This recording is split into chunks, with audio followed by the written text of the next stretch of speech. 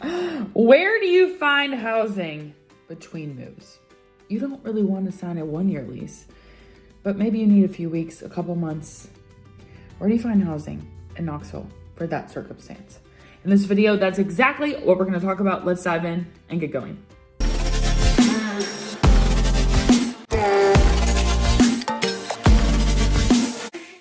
Hey, what's up? It's me, Haley Jones, your local Knoxville and East Tennessee real estate agent. I help clients buy and sell properties and land properties. You know, you get what I'm saying. Homes and land in the Knoxville and East Tennessee area. And I have a ton, many clients who are relocating to the area. And how this happens, everybody has a different thing. Some people immediately want to buy. Some people want to come for 6 months, see what they like, get used to the area, etc. So everyone has a different need, okay? So this is kind of two parts. Part one, I'm going to talk through some considerations when it comes to like pets, kids, etc.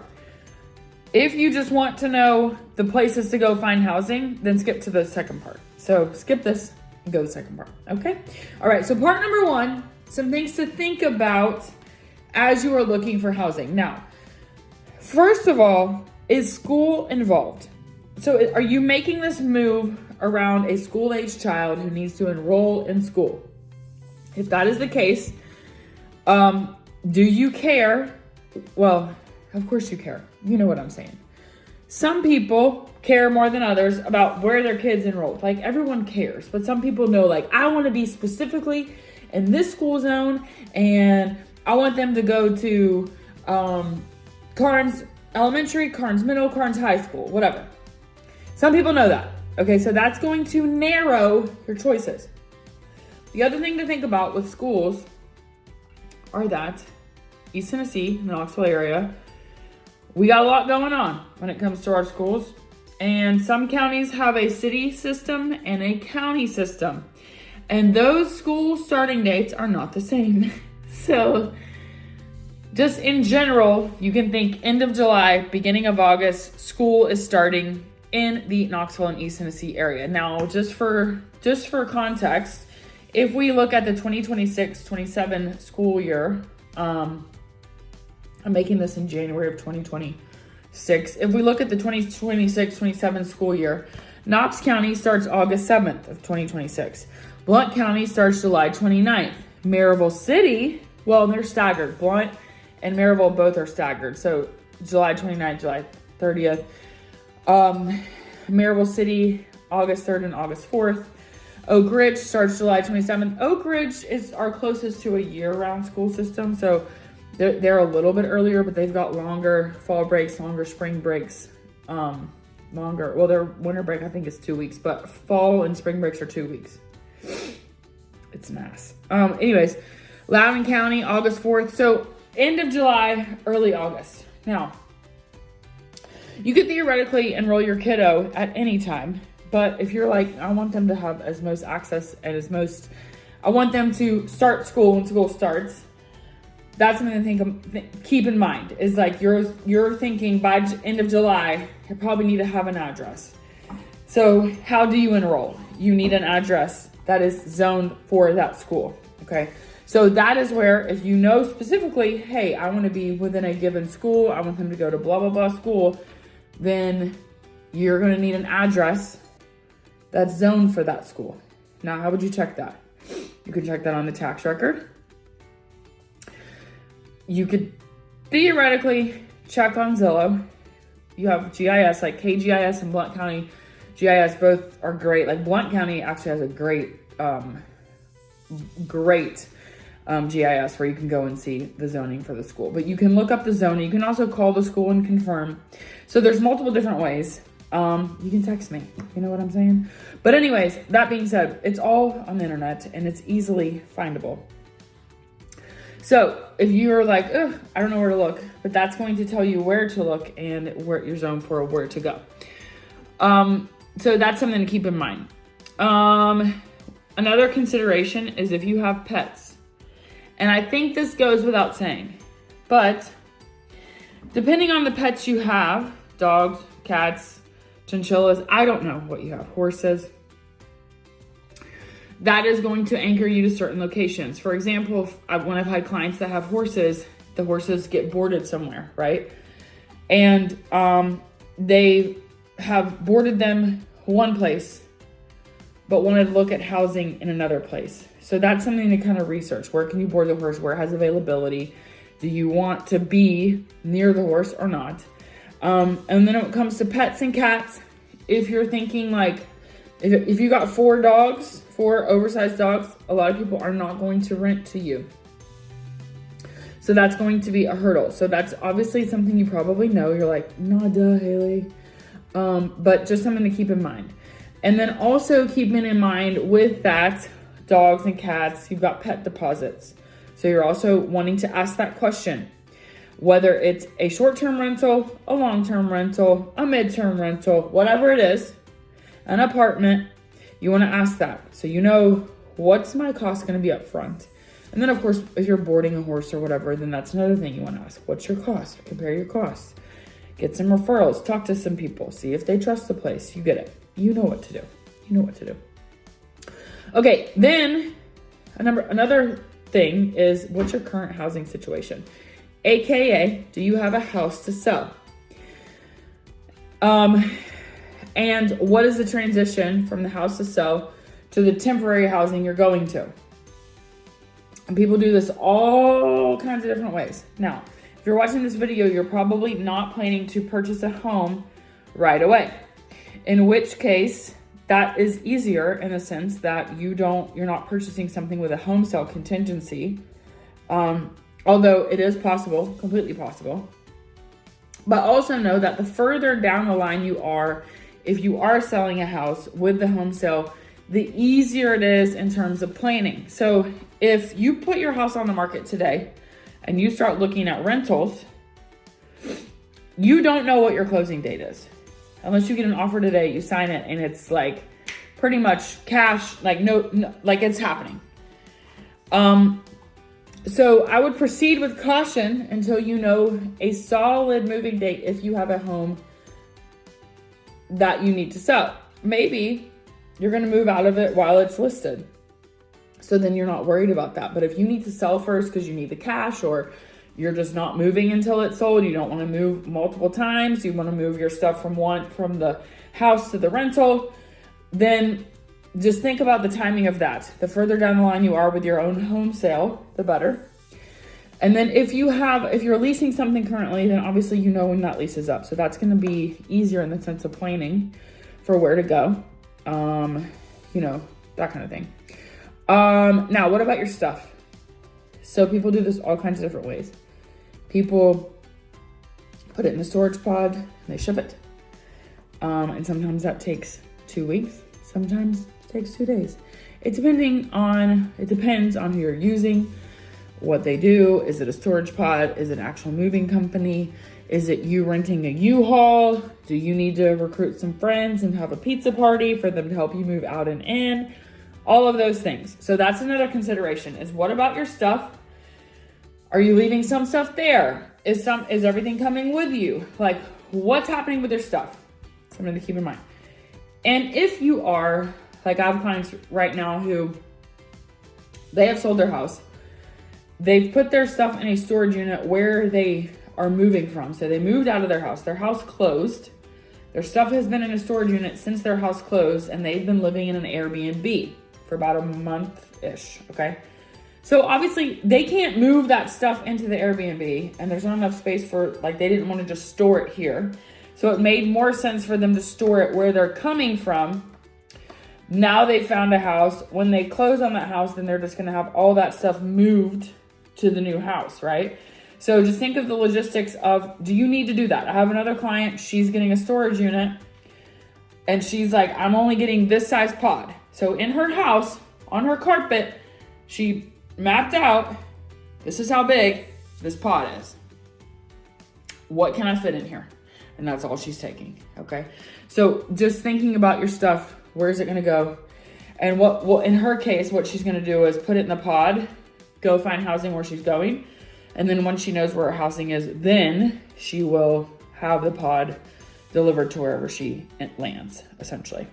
So just thinking about your stuff. What's the logistics of it? Are you selling it all off? I have people that do sell it all off. I have people, like if they leave town and they're selling, that will just, they sell it all on Marketplace, they get rid of it. And then people coming, a lot of storage units. I would say get quotes, get referrals. I've had some cases where like a client thought they were talking to one moving company and then the moving company outsourced it to somebody else. And what they said was going to be, we'll have this delivered in your house in next week, was a month and a half. Or we'll charge you for next week. So it was kind of a bait and switch. So just be careful, ask for referrals when it comes to legitimate moving and storage companies. I'm not saying they're all bad. I'm just saying, you know, ask the questions. It's okay to ask the questions. Do you know what area you want to be in? This is something else. You're like, no, that's why we're renting. So when I ask this question, I'm asking, we already talked about schools. Do you need to be close to an animal? Do you need to be close to a hospital? Do you need to be walkable to somewhere? Do you need a Target? Do you need a Costco? What do you need? Because that's going to anchor where you go in general, where to look. Are there places that you don't want to be? So that you're just going to cut those out altogether. We're not even going to think about those. If you have hard feelings, strong feelings about specific places, we're not even going to look at them. Count them out, okay?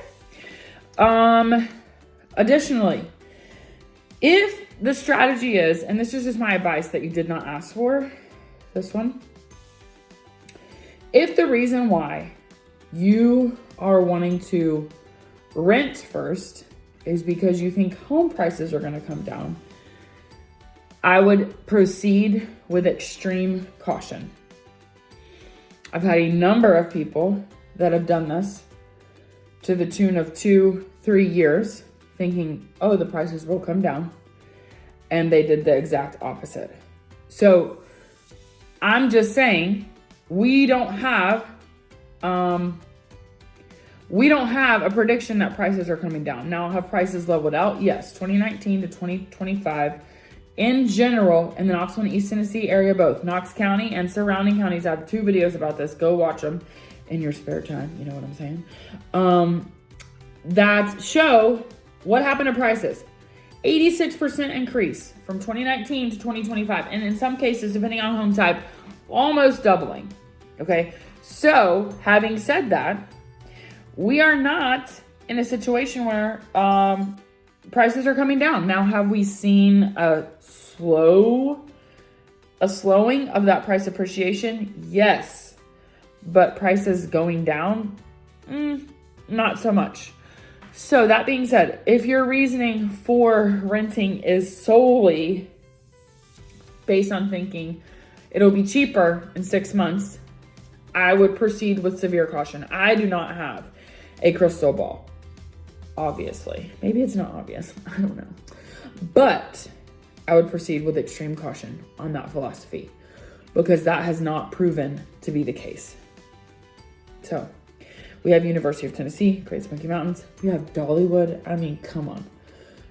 No, but seriously, I would proceed with caution. If that is your reasoning. Now, if you're like, I want to watch prices and also I don't know what area I want to be in. Oh, yes. Okay, cool. More importantly, to me, the reason to delay buying is because you don't know the area you want to be in and you don't want to buy something where somewhere you don't want to live, right? So anyways, now the last point before I get into where to find these places to rent is if you are renting, what does breaking the lease cost and how hard is it to break the lease? Additionally, and similarly, when it comes to cost, how much cash do you need up front? I had one family, they wanted to be in a very specific area, very specific schools. And rentals were extremely hard to come by. She found a townhouse option that would have accommodated them and their kiddos, their animals. But they wanted 3 months of rent up front. Now, they were also in the process of trying to buy a house. So 3 months of rent, plus this was just kind of buying them some time until they, found a house. That was going to be a lot of cash out that she was like, we could do it, but if we did, we couldn't do other things, right? Like groceries, for example. So what are the costs? So in that case, like that was not a feasible option. In that case, they ended up finding a house and it was actually vacant and the sellers allowed them to move in prior to close. It worked out great. And then they paid like very cheap rent for like a month or whatever in the school system they wanted to be in. And their kids got to start school on time. So it is possible. Those are just options that we think about down the line. But they also knew where they wanted to be, right? So that's a caveat to this whole thing in terms of buying.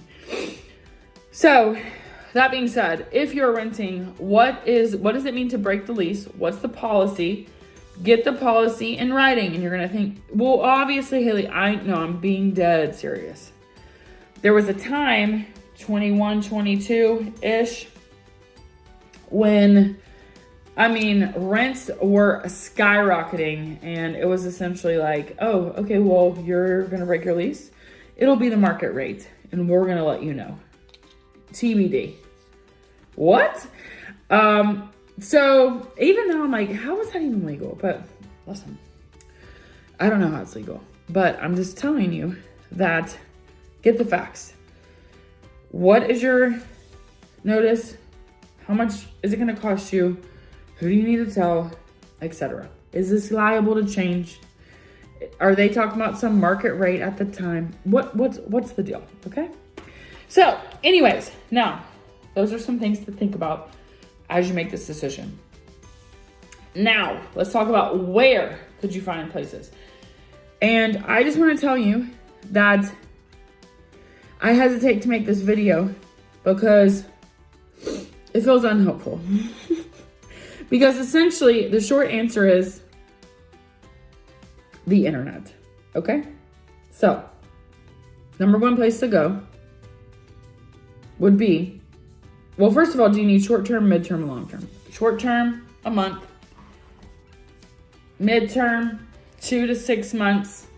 Long-term, 6 months or more, okay? Short-term, Airbnb, VRBO, Craigslist. I know that sounds so sketchy, but I've actually had clients have great success on Craigslist.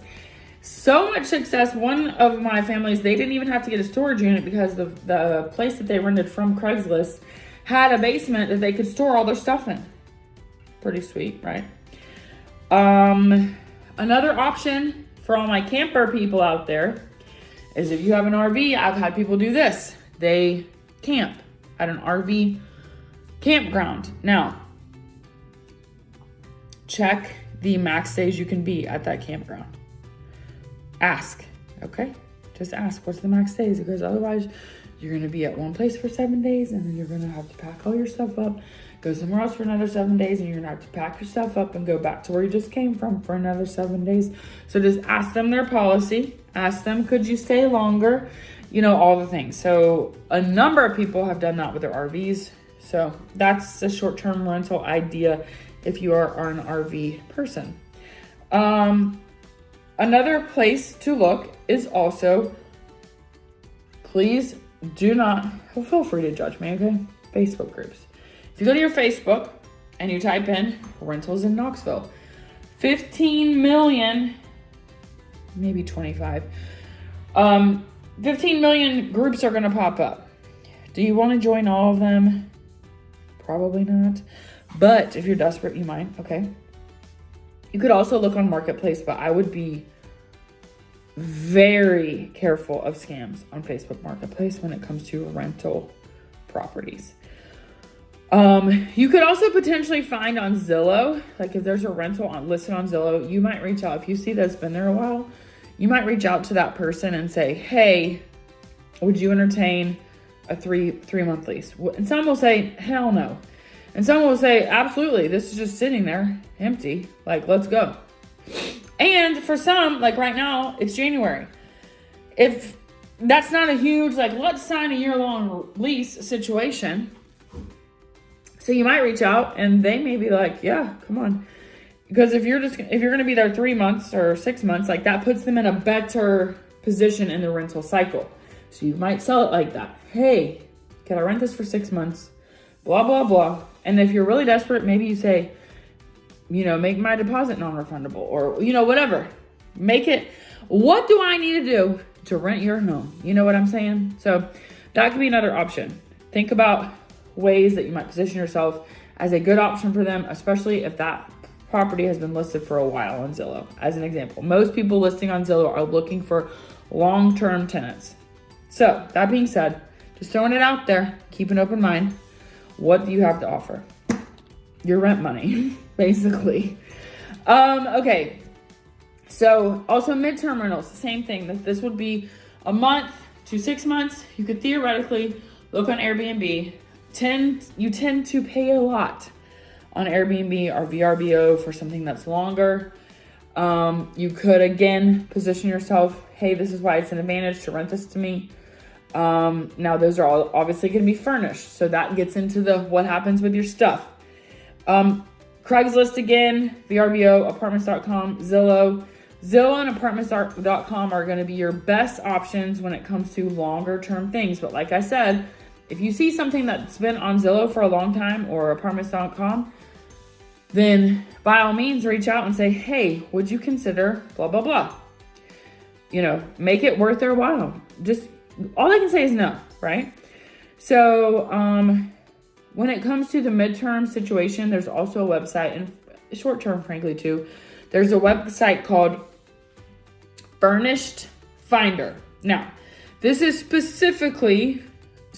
specifically started for midterm renters. So people that needed a place to stay. And when you go there, it's going to say like housing for travel nurses. Like that's how this whole thing came about. But it's for anyone. And these are furnished, as the name would imply. A lot do not allow pets, so just kind of keep that in mind. But that's another resource to look at. Now, that tends to be a bit more expensive because they are furnished. And the turnover is faster, which when you're going to do a mid or short-term lease, the landlord is going to charge you more because they can, basically. Then if you were going to sign a 1-year lease, it's less risk on them. They don't have to come in and clean. It's less maintenance, etc. So just kind of keep that in mind. And then as it probably goes without saying, long term, this would be 1 year or more. You're going to have the most options here because obviously apartment complexes, like some apartment complexes will do a 6 month, some will do a one month, but again, you're going to pay for that. Apartments are probably not good options in most cases when it comes to pets, unless you have one dog or a cat. But of course, Zillow, apartments.com, all of the forrent.com. Also, you can look on Craigslist. All of those are resources. And a lot of times people think, well, why don't agents in Knoxville and East Tennessee, like real estate agents in Knoxville and East Tennessee, why don't they work in rentals? We don't get paid. I mean, frankly, it sounds bad, but we do not. I mean, some people pay $25 for a sourcing fee. I'll have clients that will reach out and ask me like, hey, what do you think about this area? Or can you check on the schools or whatever? Like, I'm happy to do that. But the landlords, property managers, they don't want to talk to agents. They want to talk to the actual person that's renting the property. So that's another thread of that as well. I was actually talking with a property manager this morning and she was like, well, that's changing a little bit. She's like, but we're offering $50. I mean,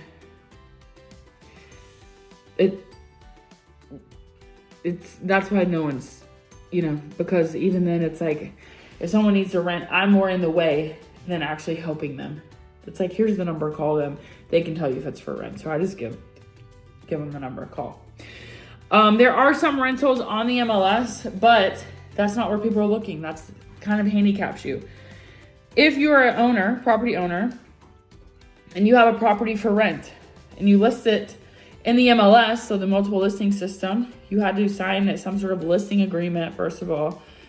And that's going to override your rental listing on Zillow, which means you're not able to screen your people. It has to go through an agent. So most property managers, most people that are posting on Zillow as the owner and as the person renting it or the property manager. So that is why those are your best resources. And then when it comes to just this idea of,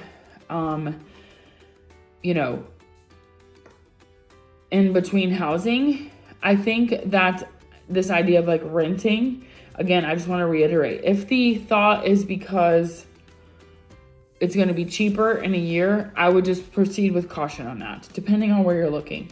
If the thought is we need in-between housing because we're not really sure where we want to be, then by all means, absolutely rent, because Knoxville is broad, East Tennessee is broad, and you don't necessarily really know what you're getting into. Now, some people, like, they know where their work is going to be, they want to be close to that, and so they just go ahead and buy. Some people need to rent because they need to recoup from a home sale or whatever. So it just depends. Like, there is no wrong answer, but just think about, what are the logistics of this? Do we need to be anchored by school when we're looking for rent, or can we just be open to anywhere? So anyways, that being said, I hope this has been helpful. The short version of this video is if you need to find a place to rent, the internet is your friend. And this would be Facebook groups, local Facebook groups, Airbnb, VRBO, Craigslist, Zillow, apartments.com, forrent.com, all the things. Those are going to be your best resources. And then, like I said, if you see something that maybe has been on rent on Zillow for a while, I think it's worth it to reach out to that person, to that property manager contact on Zillow and say, hey, would you consider blah, blah, blah? Or what would I need to do just to get a 3-month lease on this? Is that even something that's possible? What's the worst they can say? Oh, hell no. Okay, move on. So anyways, that being said, I hope this has been helpful. As always, I am Haley Jones, and I have so much more to share with you. So click subscribe. Go check out the videos about pricing in case you're a skeptic. 2019 to 2025, I'm just telling you, proceed with caution. I know I've said it 15 times now in this video, but just proceed with caution. And of course, I make these videos so I can help you buy and sell homes and land in the Knoxville and East Tennessee area. So if you know somebody, yourself included, that needs a real estate agent, please give me a call. And that being said, I'm Haley Jones, and I'll see you on the next video.